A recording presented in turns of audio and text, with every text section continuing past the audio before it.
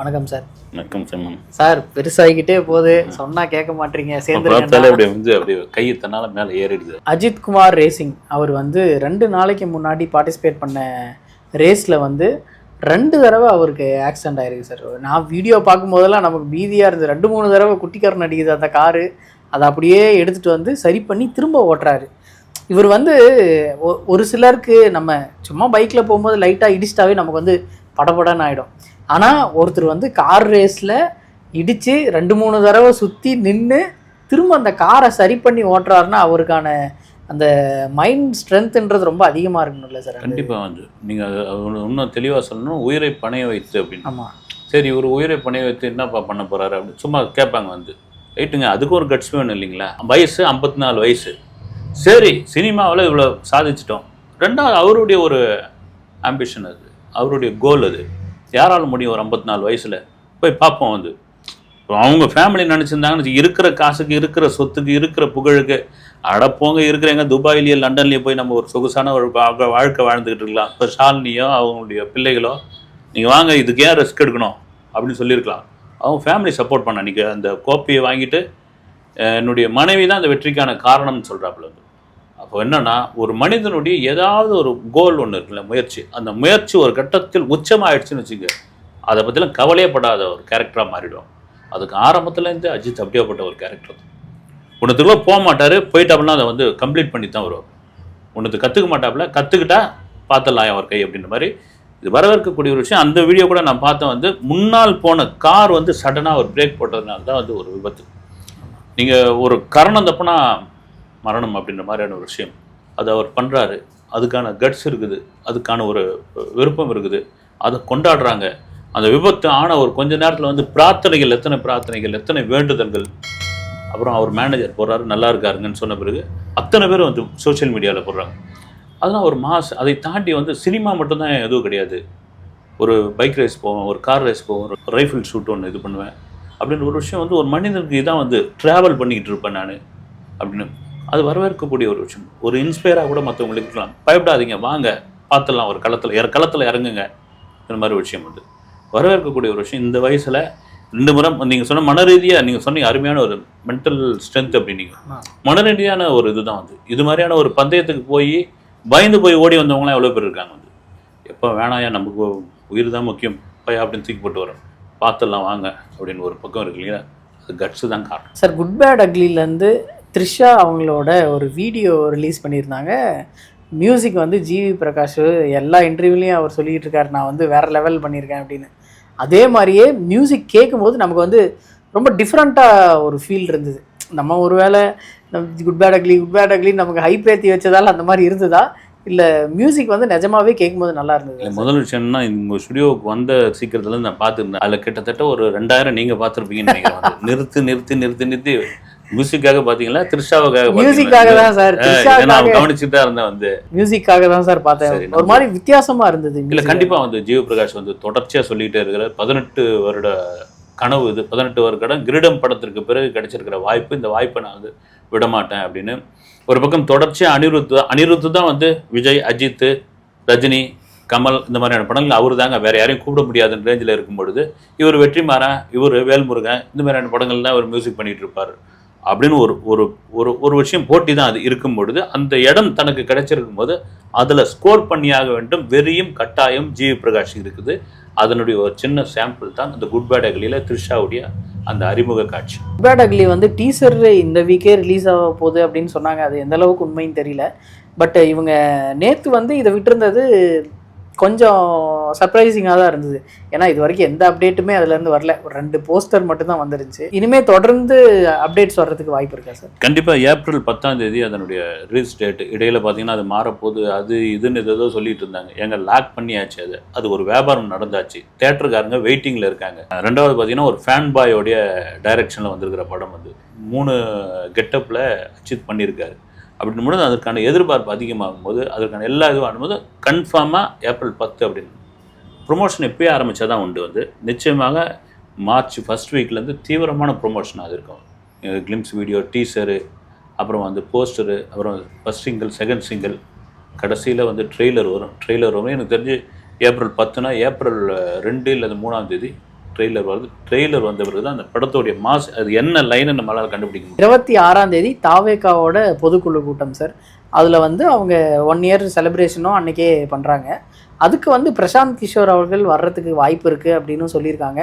அந்த ஏரியாவையே take over பண்ணிட்டாங்க அப்படின்ற மாதிரிலாம் நியூஸ் வந்துச்சு சார். நீங்கள் ஏதாவது கேள்விப்பட்டீங்களா? இல்லை, 2 விதமாக அதை பேசிக்கிறாங்க. ஒன்று என்னென்னா வந்து அவங்க கட்சிக்கான பொதுக்குழு கூட்டம் வந்து எப்பவுமே ஒரு பொதுக்குழு கூட்டம் செயற்குழு கூட்டம் நடக்கும் பொழுது கட்சி ஆலோசனை வெளியிலிருந்து ஆலோசனை சொல்கிறவங்க, சில கட்சிக்கு வந்து வெளியிலிருந்து ஆதரவு கொடுப்பவர்கள்லாம் வந்து உள்ளே சுற்றுக்க மாட்டாங்க. முழுமையாக அவங்க கட்சிக்குள்ளே வரல. இப்போ நீங்கள் பிரசாந்த் கிஷோர்லாம் எடுத்தீங்கன்னா அவர் தேர்தல் வியூக அமைப்பாளர் அப்படின் பொழுது அவர் எப்படி பொதுக்குழுவில் அப்படி பொதுக்குழுவில் வந்து அவர் தாவேகால ஏதோ பொறுப்பில் இருக்கார் மாதிரி அர்த்தம் வந்து இது ஓடிக்கிட்டு இருக்கு. மேபி வந்து பொதுக்குழு முடிந்த பிறகு விஜயும் பிகேவும் அப்புறம் வந்து ஆதவ அர்ஜுனா, ஜான் ஆரோக்கியசாமி, புஷ்ய ஆனந்த் இவங்கெல்லாம் வந்து ஒரு மீட்டிங் பேசுறதுக்கான வாய்ப்பு. பொதுக்குழுவில் என்னென்ன தீர்மானங்கள் போட்டிங்க, ஒருவேளை இதெல்லாம் வந்து பொதுக்குழுவில் பேசுங்கன்னு பிகே வந்து ஒரு ஐடியா கொடுத்துருக்கலாம். வந்து இதெல்லாம் முடிஞ்ச பிறகு இவங்க பேசுறதுக்கான வாய்ப்பு இருக்குது. ஆனால் முக்கியமாக அந்த பொதுக்குழு எல்லாரும் கவனிக்கக்கூடிய ஒரு பொதுக்குழுவாக இருக்குது. அது காரணம் என்னென்னா 120 மாவட்ட செயலாளர்களை இது வரைக்கும் 95 பேர் தான் போட்டிருக்காங்க. மீதி வந்து இன்னும் இது பண்ணல, அனௌன்ஸ்மெண்ட் பண்ணல, நேர்காணல் நடத்தலை. அப்போ இந்த 95 பேர்லேயே நிறைய பேர் மேலே அதிருப்தியில் இருக்கார் விஜய். இல்லை விஜய் சார்ந்தவர்கள் குறிப்பில் உள்ளவர்கள்லாம் அதிருப்தியில் இருக்காங்க, இல்லை அதிருப்திக்கு உள்ளாக்கி விட்டார்கள் அப்படின்ற மாதிரியான இதெல்லாம் இருக்குது. இப்போ எடுத்து மாவட்ட செயலாளர்கள் சில பேரை நீக்கப்படலாம் அல்லது சரி செய்யப்படலாம் அப்படின்ற ஒரு இது போயிட்டுருக்கு. இதெல்லாம் கூட சேர்த்து பொதுக்குழுவில் பேசுறதுக்கான வாய்ப்பு இருக்குது. 2வது முக்கியமான ஒரு விஷயம், பொதுக்குழுவில் வந்து 2026 எலெக்ஷனை நீங்கள் எப்படி எதிர்கொள்ளப் போகிறீர்கள் அப்படின்னு. அந்த எதிர்கொள்ளப் போகிறீர்கள் எனக்கு வந்து தகவல் என்னென்னா 13-14 மாதம் தான் இருக்குது. நெருங்க என்ன ஆகும் வந்து கண்டிப்பாக ஒரு எதிர்ப்புலாம் இருக்க தான் செய்யும். புதுசாக ஒருத்தர் உள்ளே வந்தால் இருக்க தானே செய்யும். அதை நீங்கள் எப்படி வந்து டேக்கிள் பண்ண போகிறீங்க? விமர்சனங்கள் எப்படி இது பண்ணுங்கள்? சோஷியல் மீடியாவில் எதிராக வரக்கூடிய விஷயங்களை நீங்கள் எப்படி ஹேண்டில் பண்ண போகிறீங்க? இதெல்லாம் வந்து ஒரு தலைவராக விஜய் பேசப்படுறதாக ஒரு தகவல். கட்சியை கொண்டு போய் மூல முடுக்கலாம் கொஞ்சம் போய் சேருங்க, இதுதான் சரியான கட்டம் அப்படின்னு ஒரு பக்கம். விஜயோடைய அந்த நடைப்பயணம் அல்லது வந்து வாகன பயணம், ஏதோ ஒரு பயணம், மக்களை சந்திக்கிற பயணம், அது எப்படி ஆர்கனைஸ் பண்ணியிருக்கோம், உங்கள் ஊருக்கு வரும்பொழுது நீங்கள் எப்படி நடந்துக்கணும், எப்படி இது பண்ணணும், அது மாதிரியான விஷயங்கள் பேசுறதுக்கான வாய்ப்பு நிறைய இருக்குன்றது. கதை திருட்டுன்றது ஒரு எழுத்தாளரால் ஏற்றுக்கவே முடியாத ஒரு விஷயம். இது வந்து ஒருத்தர் இத்தனை வருஷம் போராடி இப்போ வந்து அதுக்கான ஒரு முடிவு, நல்ல முடிவாக கிடைக்க போகுது அப்படின்னும் போது எல்லாருமே வந்து ஆச்சரியமாகவும் பார்க்குறாங்க, இவரா இப்படி பண்ணது அப்படின்ற மாதிரியும் பார்க்குறாங்க. சங்கர் அவருடைய எந்திரன் பட கதை வந்து வேற ஒருத்தர் ஏற்கனவே எழுதுனதை சங்கர் அவர்கள் வந்து அதை பேஸாக வச்சு அந்த ஃபிலிம் பண்ணியிருக்காரு. அதனால் அவரோட சேலரியை வந்து நிறுத்தி வச்சுருக்காங்க அப்படின்ற ஒரு நியூஸ் வந்து ரிலீஸ் ஆச்சு. இப்போ ஓவராலாக இது வந்து என்ன சார் நடந்தது? ஆரூர் தமிழ்நாடன் அவர் வந்து எழுத்தாளர், கவிஞர், பத்திரிகையாளர், பன்முகம் கொண்ட ஒரு எளிமையான மனிதர். அவர் வந்து நக்கீரன் கோபால் அவருடைய நண்பர்னு கூட சொல்லலாம். அவருக்காகவே அவர் வந்து இணைய உதயம்னு ஒரு பத்திரிகை ஆரம்பிக்கிறார், ஒரு இலக்கிய பத்திரிகை ஆரம்பிக்கிறாரு.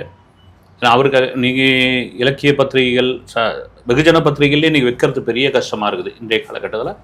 அவருக்காக தொடர்ந்து நடத்திட்டு வர்றார். வந்து எனக்கு தெரிஞ்சு பார்த்தீங்கன்னா ஒரு ஆன்மீக பத்திரிகை கூட மறைந்த முருகன் அவர் வந்து இதயம் பேசுகிறது இருந்தார்.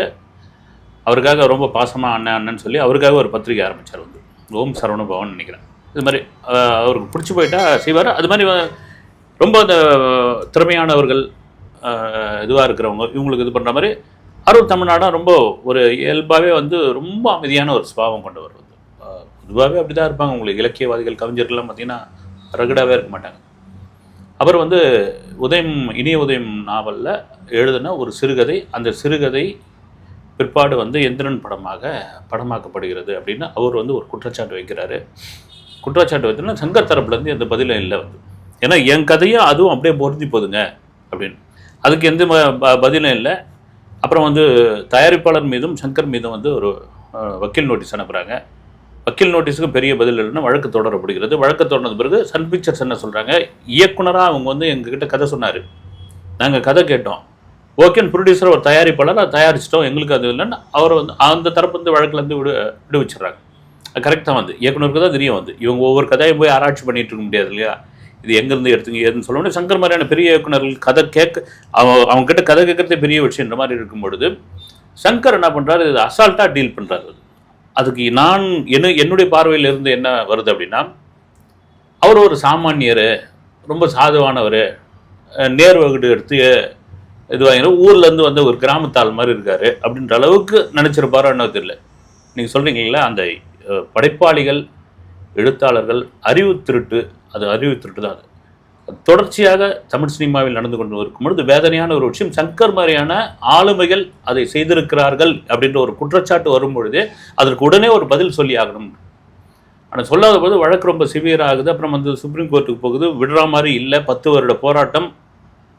இப்போ ஆரூர் தமிழ்நாடன் அவர்களே தனியாக இதை பண்ணியிருந்தா அவர் கொஞ்சம் முடியாது, வந்து பொருளாதார ரீதியாகவும் பெரிய ஜாம்பான் கிட்ட அப்படி தான் அவர் இடப்பட்டார்.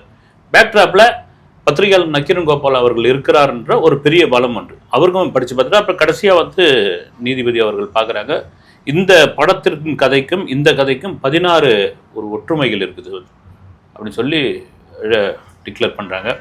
அந்த படத்திற்காக 10 கோடியே 11 லட்சம் ரூபாய் சம்பளம் வாங்கினதை இடி அமலாக்கத்துறை வந்து அதை வந்து பேன் பண்ணுறாங்க.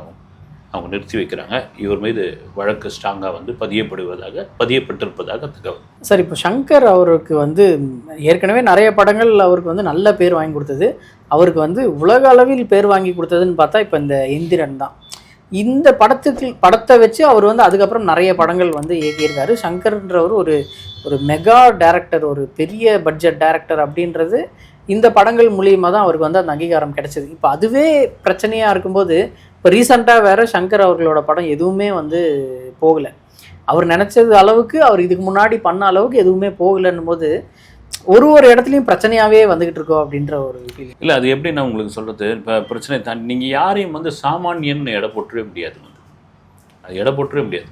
ஆரம்பத்தில் சங்கருடைய பழைய பேட்டிகள், அவருடைய நண்பர்களுடைய பேட்டிகள்லாம் பார்த்தீங்கன்னா, அவர் கதை சொல்ல போன இடத்தில் அவருடைய உருவத்தை பார்த்து, நான் உருவகாலி பண்ணல, அப்போது வந்து பார்க்குறோம், முதல்ல தெரியாது இல்லையா உங்களுக்கு, அப்படி ரிஜெக்ட் பண்ணவங்கலாம் உண்டு வந்து, அப்படிலாம் நடந்துருக்குது வந்து. அப்படி ரொம்ப கேட்டி கொஞ்சம் மண் ஒரு தயாரிப்பாளர் இல்லைன்னா இன்றைக்கி முடியாது வந்து. அப்படியேப்பட்டவர் ஒரு உயரத்துக்கு வந்த பிறகு என்ன ஆயிடுச்சு, இவங்க தானே, இது தானே, அதுதானே, அது பிரச்சனை தன்னால் சரியாக போயிடும். காரணம் என்னன்னா, எதிர்த்தரப்பு ஸ்ட்ராங்காக இல்லைன்னு நாமளே ஒரு ஜட்ஜ்மெண்ட் பண்ணிடுறோம் இல்லைங்களா, அதனுடைய விளைவு தான் இது. எல்லாருக்குமே பொருந்தும்.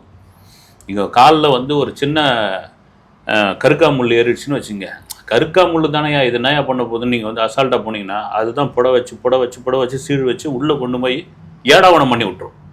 அந்த நேரத்துக்கு அதை பார்த்து எருக்கம்பால் அடிக்கிறதோ இல்லை ஆயின்மெண்ட் வைக்கிறதோ என்னவோ பண்ணி அந்த நேரத்தில் பண்ணோம்னா தான் அதுக்கு வைத்தியம் வந்து. இப்படி அதுதான் ஒரு கருகாமுள் மாதிரி அதை நினச்சிட்டார் வந்து. அது இன்றைக்கி இதுவாகிடுச்சு வந்து. உண்மை அவர் பக்கம் இருக்குது. ரெண்டாவது, உண்மை இல்லாமல் எதையுமே இதுவாக முடியாது.